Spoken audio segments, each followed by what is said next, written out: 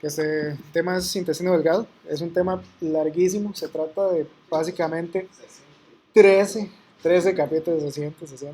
Es igual que el intestino, son 11 pies de intestino. No, son 13 capítulos del libro del Gore. Lo que yo pues intenté hacer para esta presentación es poner nada más imágenes tras imágenes, tras imágenes, tras imágenes, irlos viendo para pegarse esos conceptos a pura memoria visual. Entonces ese va a ser pues básicamente el enfoque de la charla. Ahí nada más pues hacer una pequeña, un recordatorio de las características que tiene este órgano, de cuáles son las mediciones, cuántos pliegues tiene que tener pues, el yeyuno, el ilium, para que no haya confusión y algunas de las indicaciones que hay para lo que es el estudio. Métodos de estudio son variados, son muchísimos. Lo más frecuente de hacer es el trago del medio contraste, que en este caso es varitado, y estarle tomando imágenes en diferentes tiempos.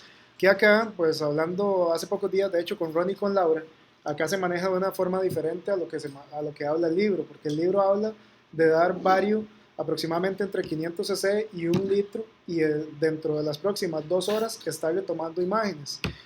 Ronnie y Laura me contaban que acá es diferente, que acá lo que se da son 3 frasquitos, tres frasquitos, y que ahí los técnicos le van tomando pues las imágenes. Sí, Entonces, lo puede hacer no con sé. baño, pero realmente lo piden solo para emergencia, por un cuadro oclusivo. Entonces, si vos le das baño y termina sana, entonces, Sí, no pues, sé. sí, realmente no es diagnóstico los estudios de Francia, porque se hacen Okay. Bueno, también recordar que se ha ido dejando muchísimo de lado todo lo que es fluoroscopía para intestino delgado, porque hay otros métodos diagnósticos como el TAC y la resonancia que han ido ganando pues mucho más terreno y son mucho más específicos para diferentes enfermedades. Aquí haciendo pues fluoroscopía los signos son muy generales, como lo vamos a ver ahorita. Eso cuando todos íbamos a entrar a la residencia, pues pasamos por ese dibujito del compendio del Pedrosa, ¿verdad? Para nada más hacer nuevamente un recordatorio. Esos son el patrón en muelle que tiene los pliegues del yeyuno, y la otra es el ilium. La que queda, pues obviamente es difícil de confundir porque se trata de austras en el colon. La primera enfermedad que vamos a ver es Crohn. Es una enfermedad que también se le llama enfermedad del tercio, porque un tercio puede estar afectando región iliocecal, un tercio solamente ilium y un tercio colon. Lo que sí tiene es que es una enfermedad asimétrica que afecta en parches, que es bastante, bastante agresiva. De hecho, se dice que es la enfermedad más agresiva después de los neos en intestino, y que tiene una recurrencia del 50% después de operado. Uno lo que desearía, pues obviamente, es verlo así en sus fases iniciales, que esos son estadios tempranos. Hay diferentes fases, y esa típica nodularidad se da por conglomerados de células inflamatorias en una etapa muy, muy, muy inicial. Pero si bien es cierto, la característica más frecuente, o lo que uno sí desearía ver en un Crohn, son las famosas úlceras aftoides, que es cuando estos nodulitos, producto de inflamación crónica, pues ya se ulceran y producen esa imagen como de target, como de Diana, ¿verdad? Ahí lo vemos en las flechitas. Igual, ver eso es indicativo de lesión temprana. Cuando estas ulceritas empiezan a ser un poquito más prolongadas y se proyectan un poco más y se alargan, ya empieza a haber pues, procesos un poco fibróticos, como lo vemos ahí, y se le llaman, bueno, no se le llaman úlceras en centella o úlceras alargadas de la enfermedad de Crohn, y lo que nos va a traducir es una enfermedad en estadio intermedio. Y ya una de las más complicadas, o las fases pues, con más deterioro, es la avanzada, donde al igual que en el colon, con el signo del botón en camisa, que igual se le puede llamar acá, vamos a ver un edema de la pared y úlceras muchísimo más profundas. Entonces ya esto nos habla de que ya la enfermedad pues está totalmente consumada. Fases terminales de la enfermedad de Crohn, hay dos básicamente, la estenótica, que eso va a tener un signo muy claro, que es el famoso signo de la cuerda, donde vamos a ver pues un paso filiforme en alguno de los segmentos de todo el intestino delgado. Y la otra parte, que es la otra fase terminal de esta enfermedad, es la fistulizante, que por ejemplo, al menos en esta imagen que vemos ahí a la derecha, es una comunicación o un trayecto fistuloso entre lo que es intestino delgado y colon. Con lo que es enfermedades inflamatorias en el intestino delgado, también vamos a ver que es pues relativamente sencillo saber que hay algo, porque se pierde el patrón de los pliegues y el patrón mucoso y alteraciones de la pared y demás, pero es relativamente inespecífico todo lo que vayamos a encontrar. Aquí una de las claves cuando vemos alguna lesión va a ser definitivamente la historia clínica, porque hay imágenes que digo, uno no va a saber de qué se trata. Y al ser el órgano inmunológico más grande que tenemos, pues las infecciones van a ser muy, muy, muy recurrentes. En ese caso, por ejemplo, usted lo ve y definitivamente dice que bueno, hay un defecto de llenado de imágenes nodulares en la región de ilion terminal, pero sin saber qué es, difícilmente usted va a saber si es un bicho o es un virus o es cualquier otra cosa. Pero si usted a la historia clínica le agrega que esta persona estaba en Tijuana comiéndose taquitos ahí de la calle a las 2 de la mañana y que empezó con diarreas de 3 semanas y demás, pues ya usted probablemente va infiriendo de que se puede tratar de una ileitis aguda. Entonces, básicamente esa sería una imagen típica. Otra de las imágenes que se puede ver como un defecto de llenado, ya usted lo ve y dice, definitivamente eso se trata de, Dani, eso se trata de un ascaris, exactamente. Entonces es la imagen típica de una ascariasis, donde hay un defecto de llenado. Incluso, bueno, en el Pedrosa, recuerdo haberle dicho que incluso el ascaris se puede comer el bario, entonces sale hasta todo el intestino del ascaris ahí marcado. Esto está muy fácil porque ya es un patrón mixto, entonces usted va a ver un patrón nodular con pliegues engrosados a nivel del ilion distal y lo que le habla, pues así facilísimo, es de una estrongiloidosis. Entonces, cuando vemos un patrón también nodular más grande, con pliegues más engrosados, ya uno empieza a ver que lo que la cosa anda ahí es una yardia. Aquí entonces lo que le queda a uno de conclusión es que todo se va viendo muy parecido y que definitivamente lo que nos pongan en la referencia o lo que nosotros le preguntemos a la persona va a marcar muchísimo la diferencia para irnos hacia un lado o hacia el otro. Otra de las imágenes importantes que es de una enfermedad que ya casi no se ve por la efectividad de los tratamientos que se tiene hoy en día es la tuberculosis. Sí le encanta, al igual que la enfermedad de Crohn, estar abarcando la zona iliocecal, donde aquí lo característico es que va a tener una pérdida total de la arquitectura. Incluso ahí no se logra diferenciar válvula iliocecal, eh, difícilmente, bueno, vas viendo como la transición entre válvulas conniventes y austras en esa región, y va a tener tres formas la tuberculosis a este nivel. La fase ulcerativa, la fase hipertrófica y la fase hipertrófico ulcerativa. Ahí pues queda un poquito de tarea para leer. Una de las que sí hay que mencionar, porque se menciona en cualquier libro que usted vea de enfermedades inflamatorias de intestino delgado, es la Yersinia, que aparte de esa imagen típica de pliegues engrosados, muy, muy, muy engrosados a nivel cercano a la válvula iliocecal, es que esta enfermedad también puede producir úlceras aftoides como el Crohn. Solo que a diferencia del Crohn, esta va a resolver alrededor del mes y medio después de los tratamientos, o incluso puede ser autolimitada. Se da por contaminación con agua, contaminación con comida y demás. Ahí para que se la guarden. En cuanto a otros procesos inflamatorios que se pueden dar en el intestino delgado asociados a medicamentos, bueno, son muchísimos los que pueden dar. Cada medicamento tiene pues la cosa o la disfunción que puede producir en el intestino. Pero aquí nada más recalcar uno tal vez de los más importantes, que es el uso de los AINES. Por todo el uso indiscriminado que se le da y por la venta libre que hay, los AINES, al igual que en el estómago, van a producir en el intestino delgado ulceraciones muy, muy, muy similares a las úlceras pépticas. Entonces, ahí podemos ver este tipo de lesiones cuando hay consumo excesivo. No tengo imagen porque no la encontré. Esto más que todo es una imagen de otro tipo de medicamentos, pero ya un poquito más severos, de quimioterapia, donde efectivamente se ve pues, un edema de la pared, un producto de un proceso apoptósico severo a nivel del intestino delgado que va a producir un paso también filiforme en un gran segmento del intestino delgado. Y por último, una imagen también muy, muy característica que se da principalmente en personas inmunocomprometidas, que esa es la famosa hiperplasia linfoidea, también más que todo a nivel de ilion distal. Ya casi vamos por la mitad. En el proceso de malabsorción se entiende como malabsorción toda aquella condición que produzca un déficit en la absorción de los componentes esenciales que tienen los carbohidratos, las proteínas y los lípidos. Y este proceso va desde la boca hasta el intestino. Y falle lo que falle, se le puede llamar malabsorción. O sea, ya sea desde una enzima en la saliva que está fallando, que alguna persona no la tiene, hasta ya un defecto de la pared intestinal, todo eso pues se le llama malabsorción. Y nosotros lo que vamos a hacer es enfocarnos en la parte intestinal, que es lo que estamos viendo el día de hoy.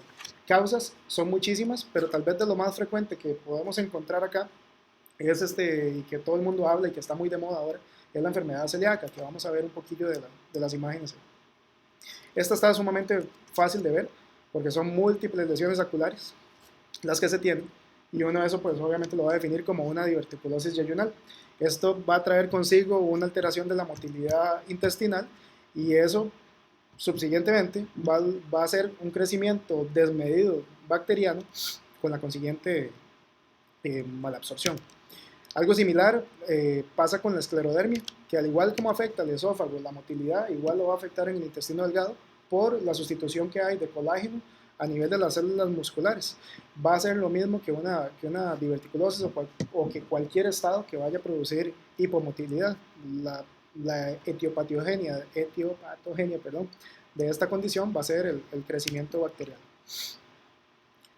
Finalmente, bueno, con estas, lo que era la enfermedad celíaca que vamos a hablar, que en su momento, pues sí, todos nos estábamos aprendiendo esas 4 características que tenía la enfermedad celíaca, que bueno, la primera era dilatación, evidentemente, la segunda era la hipersecreción que producía esta enfermedad, que era la granularidad del bario, producto de la cantidad de líquido que iba a haber en el intestino. Iba a haber segmentación también del bario, no iba pasando juntito todo, y también iba a mostrar, perdón, ya me embarqué, y también iba a mostrar el signo del molde, que es muy característico de la enfermedad. Esta hay que diferenciarla bien, porque a veces se confunde ese término del sprue celíaco, del sprue tropical, perdón, que es la imagen que sigue, que esta, a diferencia del celíaco, lo que va a tener es engrosamiento de pliegues, que la otra no tenía otras características como lo vimos. El sprue tropical se da más que todo por infecciones a repetición de organismos de infecciones entéricas, perdón. Cura con antibióticos, a diferencia de la otra, que es ya, pues, se supone que es por un proceso autoinmune. El diagnóstico en la celíaca no es solamente por un tránsito intestinal, va a depender también de laboratorios, de pruebas histopatológicas, entre otras. Dentro de los mismos procesos de malabsorción, la enfermedad de Whipple, nada más para tenerlo ahí como una memoria visual, es una enfermedad generalizada que va a producir mucho engrosamiento de pliegues con un patrón nodular, pero ya no solo enfocado en una sola porción del intestino, sino en gran parte. Y vamos a tener también como síntomas agregados fiebre, artralgias, pérdida de peso, dolor abdominal, obviamente malabsorción. Y está dada por un bacilo gram negativo que la verdad no me acuerdo el nombre porque era un nombre científico pues bastante. Neoplasias benignas son muchísimas. Se dice que al menos hay 40 tipos histológicos de neoplasias benignas a nivel del intestino delgado, y que estas corresponden del 1 al 5% de todos los tumores gastrointestinales. De todas esas, tal vez las dos más comunes son las dos primeras, lo que es el adenoma y el GIST, que vamos a ver pues un par de escenarios nada más. Esa es el famoso adenoma, que lo hace muy difícil de primera entrada pensar que es un adenoma y que no se trata de un pólipo hiperplásico o de cualquier otra lesión elevada. Lo que lo va a caracterizar a los adenomas es que su tamaño no va a ser, bueno, se dice que por lo general no va a ser mayor de 2 centímetros, y que muchas veces estas lesiones son el 40% de las lesiones, de las neoplasias benignas que va a haber en el intestino. Y hay todavía controversia, porque el mismo libro lo hablaba, de si esto va a producir o es una fase previa a un posible cáncer de intestino delgado, al igual que ocurre en el colon. La otra imagen típica de neoplasia benigna es el GIST, que el GIST son tumores del estroma gastrointestinal, que por lo general cuando son menores de 5 centímetros no se piensa en malignidad. Cuando son mayores pues sí ya tienen un componente maligno que hay que tenerle bastante cuidado, que lo vamos a ver también en las neoplasias malignas ahorita que toca. Son lesiones grandes que generalmente rondan los 2 y 4 centímetros, y van a producir un signo muy frecuente cuando se ulcera la parte de arriba o cuando se decapita, que es el famoso ojo de buey. Pues ahí si se ve esa imagen y se ve un ojo de buey, pues póngale casi que la firma. En cuanto a neoplasias malignas, difícil de ver por medios contrastados o por fluoroscopía. Lo que se recomienda en estos casos, a más no poder, es que sea por medio de TAC o que sea por medio de resonancia magnética para poder hacer estadios, extensiones y demás. Pero si lo logramos ver o agarrar algo en un estudio contrastado, esa tabla nos puede ayudar un poco a definir con qué estamos lidiando o qué tenemos al frente. y basado prácticamente en dos criterios. Número uno, la localización, y el otro criterio que es importante es el patrón de crecimiento que tenga esta lesión, si es endoentérica o exoentérica. Entonces, ejemplos, no tengo, no traje, no conseguí de medios varitados, pero sí de imágenes de TAC. Las primeras dos, lo que es el carcinoide y el adenocarcinoma, son las dos más frecuentes. Básicamente, esas dos se llevan el 60% de las neoplasias malignas del intestino delgado. Con el carcinoide sí hacer el recordatorio que es una enfermedad pues, un poquillo complicada o compleja, porque según el tamaño o lo que ella mida, así va a ser la probabilidad de que esta metastice. Y generalmente las metastatices, perdón.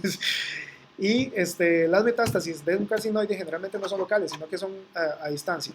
Específicamente cuando miden 1 centímetro o menos, 50% de estas lesiones van a metastizar.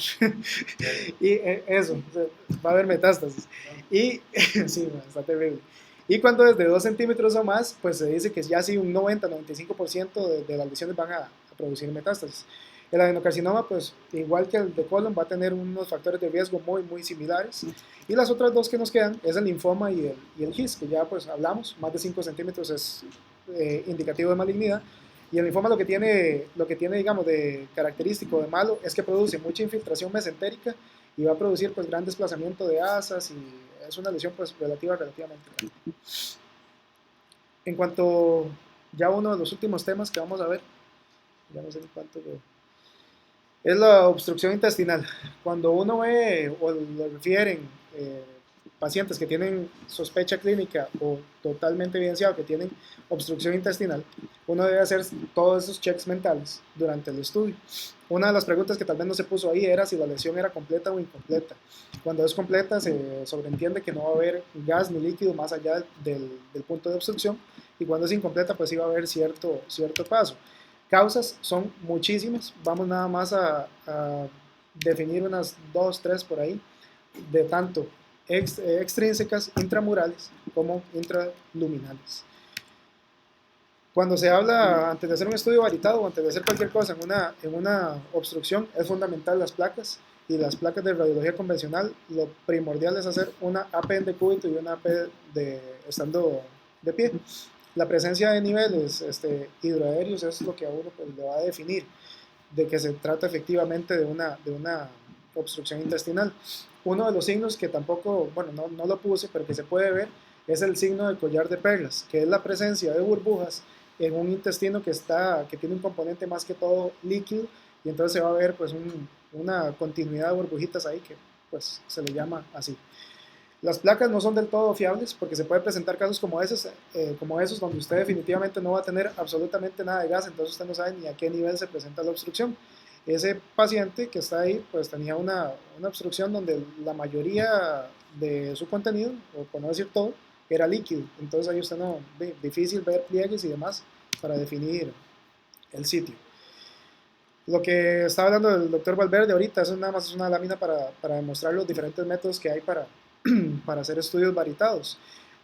Sí hablan de también una controversia a la hora de realizar o no realizar estudios varitados en un intestino obstructivo, porque se dice que si la obstrucción es simple, sin ninguna torsión, y es proximal, y proximal se le llama pues de yeyuno prácticamente para arriba, que usted tranquilamente puede utilizar bario, porque al haber tanta cantidad de líquido en el intestino, el bario no va a precipitar ni se va a conglomerar. Pero si es una ya obstrucción un poquito más compleja y más a nivel distal, llámese inicios del colon o finales del ilium, no se recomienda que sea con bario, ya que si los cirujanos entran a operar, pues se les va a ir a toda la cavidad peritoneal y eso es toda una alegría. La imagen de la izquierda corresponde a una hernia inguinal derecha, la de la derecha es una estenosis isquémica. Para entrar con las causas, nada más un par de imágenes de cada causa. Extrínsecas, las dos más frecuentes. Una va a ser adherencias, que es la imagen de la izquierda, y la otra va a ser procesos herniarios, como se tiene en la imagen de la derecha, que es una hernia inguinal derecha, que van a producir esas dos condiciones. Ahora, intramural, lo más frecuente es que sea un adenocarcinoma. En la imagen de la izquierda se tiene el signo característico del mordisco de manzana, ahí donde está la flechita, que va a producir también un proceso obstructivo, Y en la imagen de la derecha, bueno, una misma lesión, también es un adenocarcinoma, pero ya en una fase ulcerada. Exactamente. Otra de las lesiones que también pueden producir lesión intramural con obstrucción que no sea un cáncer es la misma enfermedad de Crohn, como lo vimos hace poquito, en un estadio ya terminal, en una fase estenosante. Y por último, intraluminal, pues se habla del cólico biliar, que es pues esa imagen. No había imágenes de radiología de contrastados, pues se agarró esa data. Perdón. Alteraciones vasculares, ya casi terminamos, no queda nada. Alteraciones vasculares son muchas, no lo incluí en esta charla porque el enfoque que da el libro sí es meramente de TAC y para efectos prácticos y de evaluación que nos van a hacer, pues TAC no va a ser una de las prioridades. Queda en el capítulo 47 por si alguno está interesado, o los chicos que están en TAC, si quieren ver algo ahí, pues es un capítulo interesante. En el intestino posquirúrgico, no es solamente ver si tiene fugas o no, sino que también ahí hay varios términos que hay que tener cuidado. El primero es el de asa aferente. Eso, por ejemplo, en una cirugía de Gilbert 2, donde se realiza una gastroyeyunoanastomosis, queda de asa deferente parte del duodeno, parte del yeyuno, que perfectamente se puede obstruir, se puede dilatar, puede tener enfermedades como cualquier otra porción. En este caso, o en ese ejemplo, esta asa aferente tuvo un proceso obstructivo en donde casi se podría decir que desplazó de su misma dilatación al asa que venía eferente a la anastomosis y captó todo el vario y pues ahí ya usted logra ver todas las características que tiene. En anastomosis sí, efectivamente es ver fugas y ver que esté bien hecha, pero no solamente esa. Bueno, para hacer un paréntesis nada más, recordar que pueden ser término terminal, término lateral, lateral, ahí dependiendo de lo que el cirujano haya querido hacer. Pero entra un concepto importante que es lo de la bolsa ciega, que es básicamente el muñón remanente que queda después de que realizan una anastomosis, generalmente cuando son laterales. La bolsa ciega se utiliza para no tener procesos obstructivos o procesos de mala absorción en ese pedacito que queda. En buena teoría ya no ocurre tanto porque las capacitaciones de los cirujanos han sido muy eficientes en los últimos años y ellos sí pegan la anastomosis acorde al flujo que debe tener el intestino. Entonces ya nunca va a quedar un acúmulo, ya sea de comida o de material en esa bolsita, y ya pues eso difícilmente se va a ver complicaciones en los muñones. En ostomías también, nada más una pequeña imagen de que las ostomías no es simplemente verlas, sino que también se pueden herniar, falta de fijación o defectos de pared. Y procesos quirúrgicos también innovadores, como la presencia de válvulas conniventes o de pliegues cortos a nivel del recto. Entonces eso es un paciente que le quitaron el recto y para hacerle una reconstrucción le pusieron un pedazo de ilium. Entonces usted ahí ya haciendo un colon por enema, si se puede llamar así, usted le ve ya una conformidad diferente. Por último, eso es un rechazo de trasplante de intestino, donde se ve una separación importante de las asas intestinales y lo más importante acá es la pérdida de los pliegues de todos ellos. Causas misceláneas, último tema de la charla. El más importante que no se abarcó en otros temas es el divertículo de Meckel, que se puede ver y tiene dos configuraciones, una que puede ser exoentérica o una endoentérica que puede simular un pólipo. No es tan infrecuente, se dice que la incidencia anda entre el 1 y el 4%. Sí, generalmente van a ser asintomáticos, salvo que presenten tejido ectópico, ya sea pancreático o gástrico, que van a dar síntomas de abdomen agudo. El por qué existe el divertículo de Meckel es por una persistencia del conducto ónfalo-mesentérico, y la literatura sí es muy diferente y es variable porque habla de que va a estar en una distancia relativa entre los 70 y los 100 centímetros desde la válvula iliocecal. Entonces, bueno, va a estar como a nivel de hipogastrio, por ahí, más o menos por donde está. Entonces, esas son dos imágenes de divertículo de Meckel. Lo de la imagen izquierda sí es una imagen un poquito característica de cuando es exoentérico, que tiene una imagen pues un poquillo triangular con un cuello que sí presenta pliegues intestinales. Otra de las causas misceláneas, esos defectos de llenado en la luz del intestino delgado, corresponden a una endometriosis. Difícilmente vas a ver o uno va a inferir que se trata de una endometriosis, una lesión así, ¿verdad? Tan irregular. Otra que sí da signo de corona de espinas, que es en estados cirróticos o de hipoalbuminemia. es el, el gran aumento que existe en los pliegues de una forma generalizada con la disposición del bario entre estos pliegues que se van profundizando y forma pues esa típica imagen de, como de espinas. Y por último, los enterolitos, que también, según habla el libro, no son tan difíciles de ver. Yo nunca he visto, no sé si ustedes lo habrán notado. Y se acabó.